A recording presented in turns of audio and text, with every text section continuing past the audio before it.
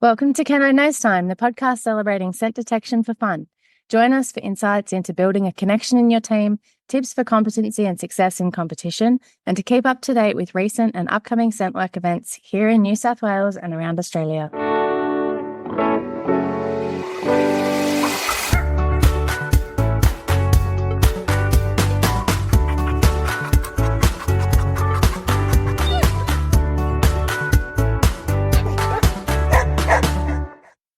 Hi, Danielle. Hello. We thought we would do a quick podcast today on some of the events coming up. Yep. Because we are currently on break, although we are using our time very wisely. Doing lots of things. Yeah, doing lots of things.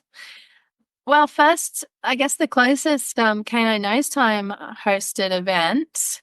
Okay, so the Nosework 1 is on the 20th of July on the Saturday, and the Nosework 3 is the next day on July 21, the Sunday. Very exciting. So it is going to be a big weekend. I think there's good entries in both. Yes, the entries have just closed, but we do have some good numbers for the weekend. So yeah, I'm looking forward to it.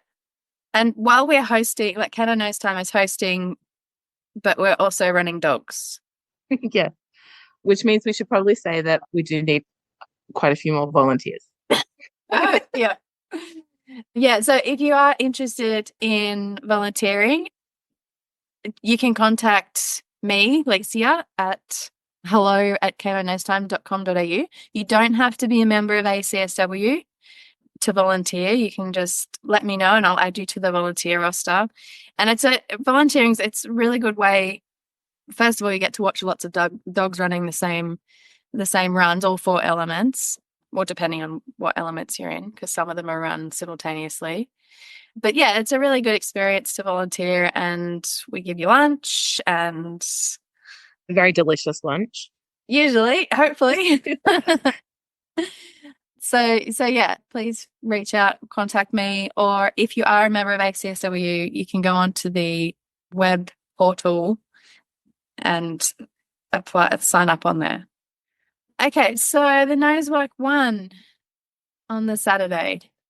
Yes. So you're entering a dog?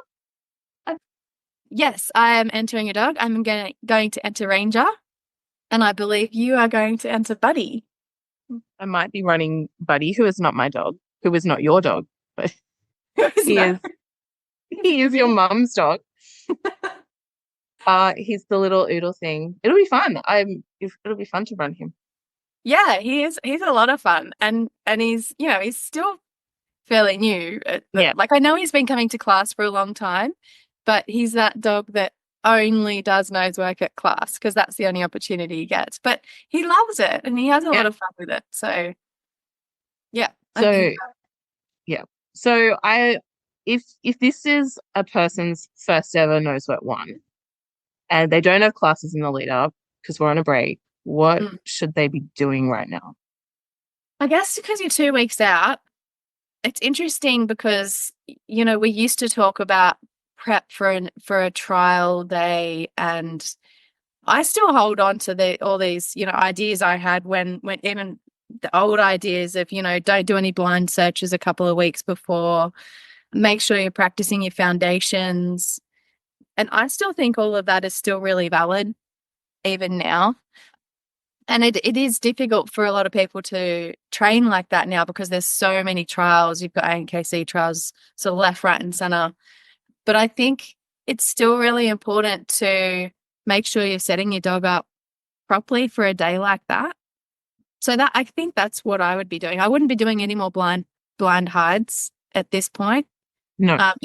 If you've got 2 weeks to go to a trial, I would be practicing foundations, particularly running a line of boxes and vehicle wrapping. I think I would be practicing some leash handling for interiors and exteriors. Because of the Nosework 1, you only have to say alert. You don't have to say anything else. Yeah, and otherwise just supporting your dog and making sure that you can sort of set them up for at least you just want them to have a really good understanding of where they are and what they're doing. So I would probably also be practicing in some different environments, but still just those foundation exercises for a nosework one. You? Yep. Ideally, I would do those things. Yeah, I think sometimes I've been in a situation where I'm like, oh no, I've like not done any practice. There's like a trial in a week. What should I do? And I think my mind just goes to just setting some super fun, easy searches, just single hide, just let my dog just have a lot of fun driving, like building drive and confidence and joy and all of that stuff. Nothing too stressful. Like I don't want to go, oh, we haven't done hides at 1.2 meters, so let's do some of that. Like I just want to have that connection of odor sourcing equals reward. Yeah, I agree. And I think you could, 2 weeks out, you could be doing some paired hides. Yep. And then a week out, I would probably do some unpaired hides just so you can recognize sort of that, you know, odor behavior on its own. Yep. And then I probably wouldn't do anything the 2 or 3 days before. No. That would be my ideal plan. I know that that doesn't always happen, but that would be my ideal plan leading up to a trial. Yep. For a Nosework 3, I think that would change a little bit. Mm-hmm. So I think, yeah, practice up to a trial is very, but I actually have to say it wouldn't change a lot. I would still want to be doing sort of, vehicle wrapping, running lines of boxes, maybe having some lower value distractors in the containers, maybe some different containers, but I would still, want those context searches to be the most important. Like I wouldn't want to be introducing any new concepts. Yep. That ship has sailed. So I think just, fun searches, like you said, motivating, drive building, and making sure that those foundations carry on to other environments. For Nosework 3, I like to practice adding in some sort of blank areas, right? So I'll have that single hide search somewhere, right? But I'll get my dog to search like one or two other places and then we move on to that place and finish on that. I like doing that as well. Yes. Yeah, because I think that's for a Nosework 3, that's probably one of the most important things that you can read in your dog is identifying those areas that don't have any odor. Yep. And I guess the other most important thing is identifying where the odor is pooling, which can be really hard to set up in training sometimes. But yeah, I feel like we need to do a whole other podcast on pooling odor.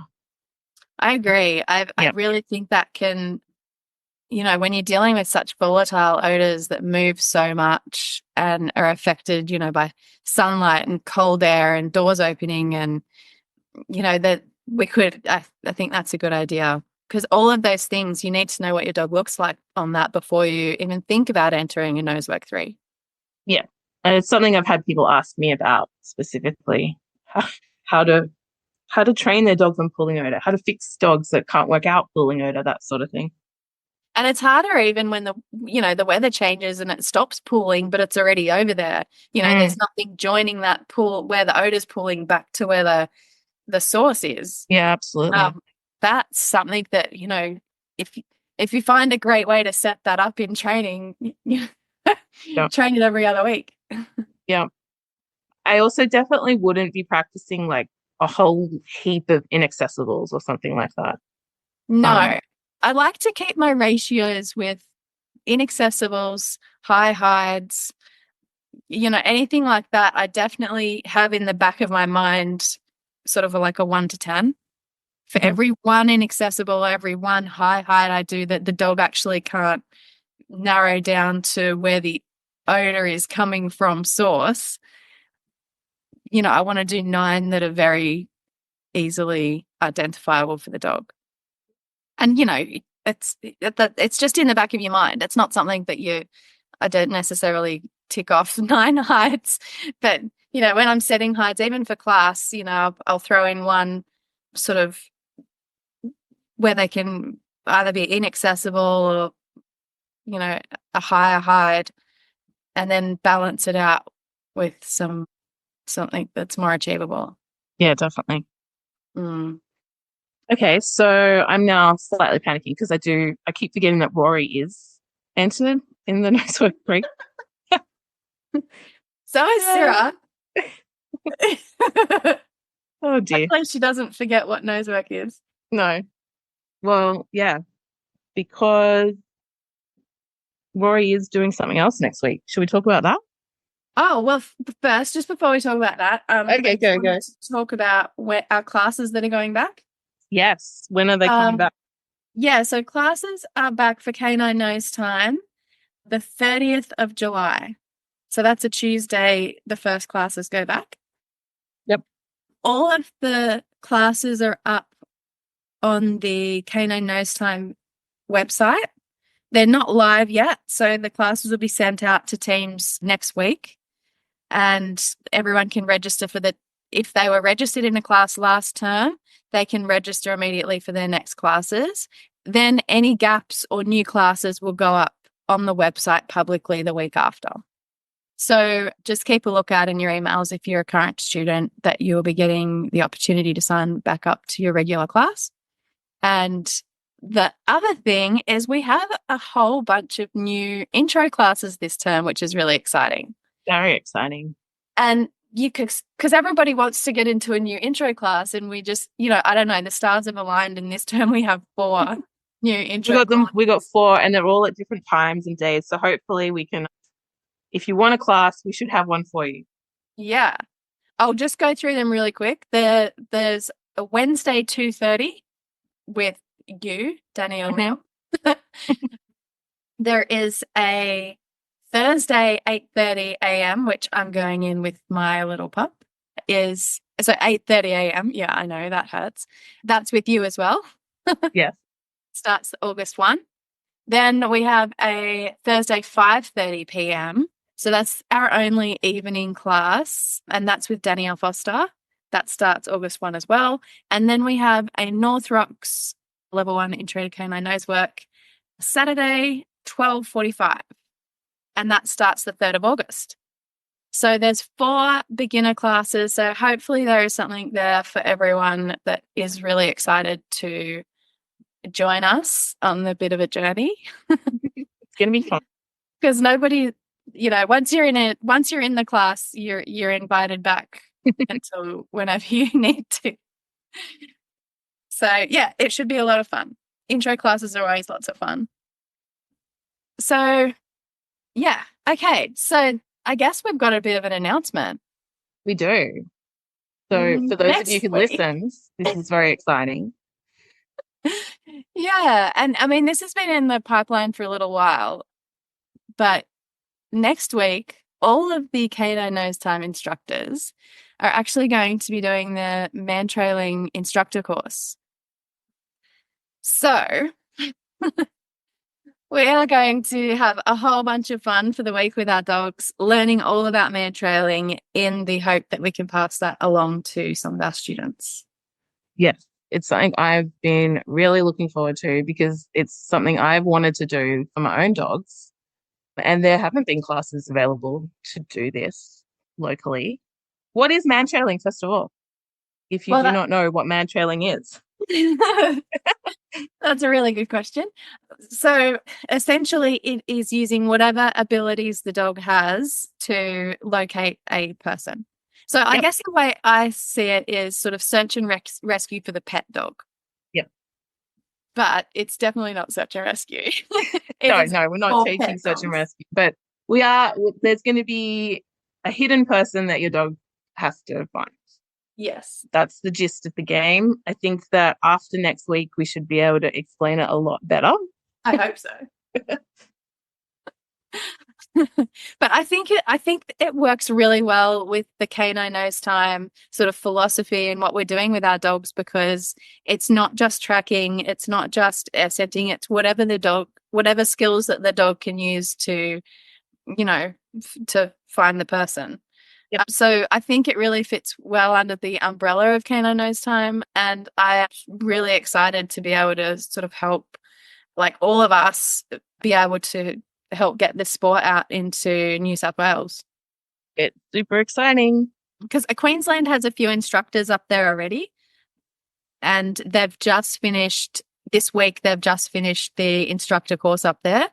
And then the instructor will be coming down here and taking all the instructors at Canine Nose Time through the man trailing course. So, yeah. Yep. And I'm going to do Rory. Rory's going to learn how to man trail next week, which is exciting. And Flair's going to learn how to man trail.